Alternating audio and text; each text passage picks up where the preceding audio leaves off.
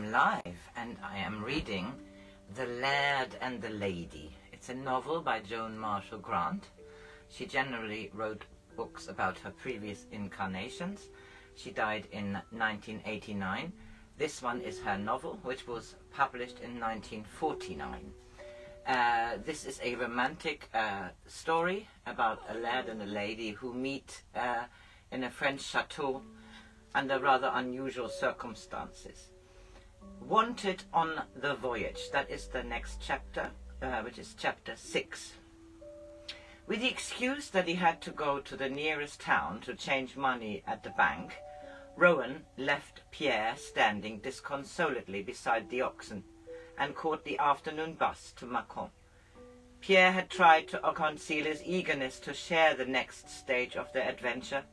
It would have been magnificent to go with this English milord, who was so rich that he not only ordered the best wine and paid nearly 2,000 francs for lunch without argument, but announced he was going to get more money as casually as an ordinary man might purchase a kilo of onions.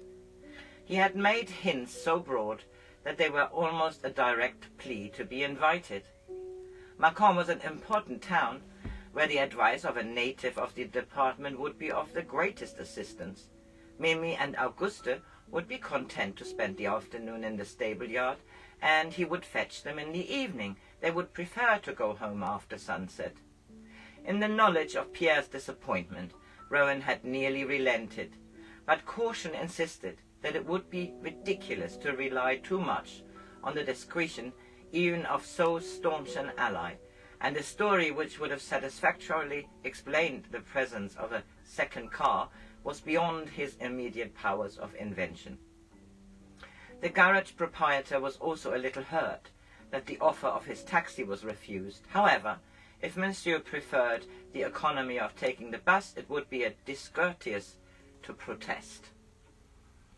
Wedged between an old woman with a live hen in a basket and a workman who apparently subsisted entirely on garlic, Rowan found the journey unattractive. The bus made frequent stops and the driver exchanged gossip with departing passengers, while yet more people managed to squeeze themselves and their packages on board.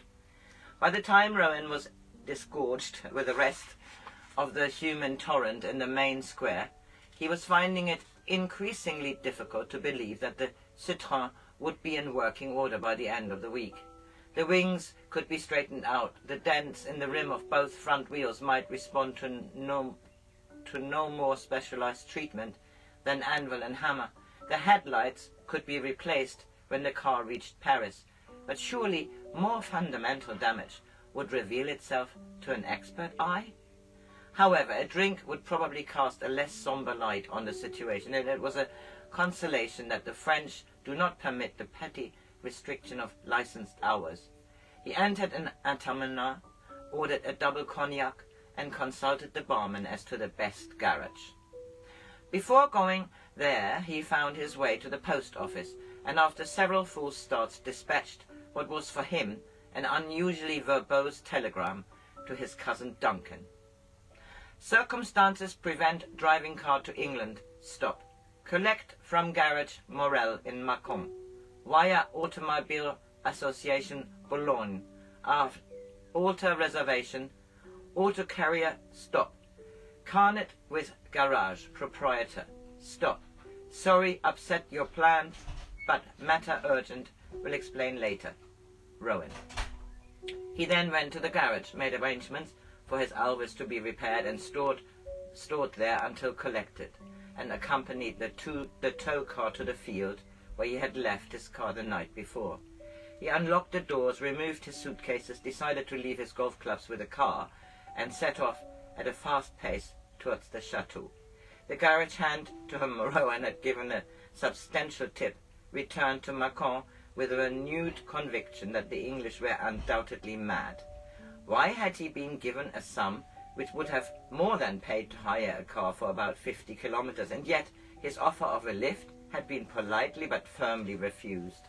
Such speculation was a waste of effort, sufficient that tonight he would take his wife to the cinema after they had eaten to capacity at the restaurant Tuileries.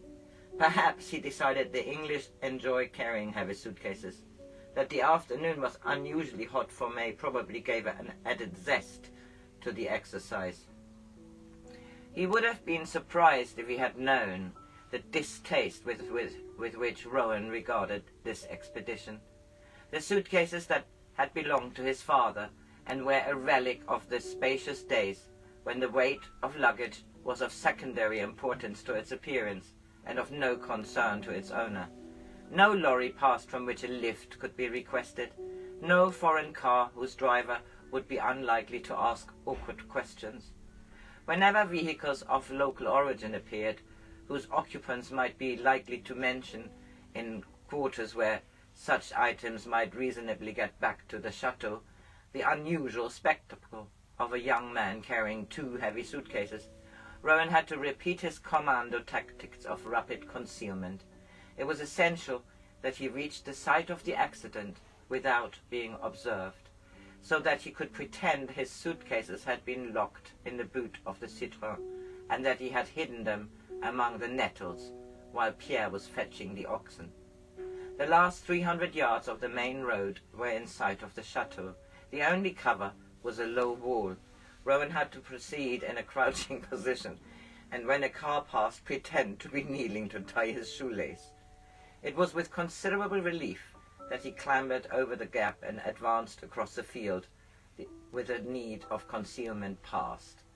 Honorine met him at the front door and apparently found nothing odd in his explanation of the extra luggage. "Pierre tells me that Monsieur had been to Macon," she said, with a smile which he realized was intended to be conspiratorial. "I told Madame that I must scold you, but now it is I who must apologize for thinking you heartless. You found the best jeweler in the main street leading down to the river?" "Jeweler?" said Rowan. "I went to the bank." "But, Monsieur, how could you be so cruel? Imagine Madame's feelings. Was it her fault that the plumber did not properly construct the basin?" Rowan tried to conceal his bewilderment. "One must not try to lay burdens on the shoulders of those who have nothing to do with it," he said severely. What had Marylda been inventing now? What was all of this about plumbers? "No wedding ring," said Honorine indignantly. So Marylda had admitted they were not married. He carried the damned suitcase for nothing, had he? She was trying to make a fool of him. "You think she deserves a wedding ring?" he said bitterly. "But of course. Is it her fault she let it fall down the drain? Must she be punished for so sad an accident?" Suddenly conscious that she might sound impertinent, she put a tentative hand on his arm. "Please, Monsieur, do not be angry. I told her you would go to Macon to buy her a gold ring. Not a diamond one this time. We must not disappoint her." He felt almost dizzy with relief, and she took his hesitation for a conflict between forgiveness and hurt pride. "Please forgive her, Monsieur.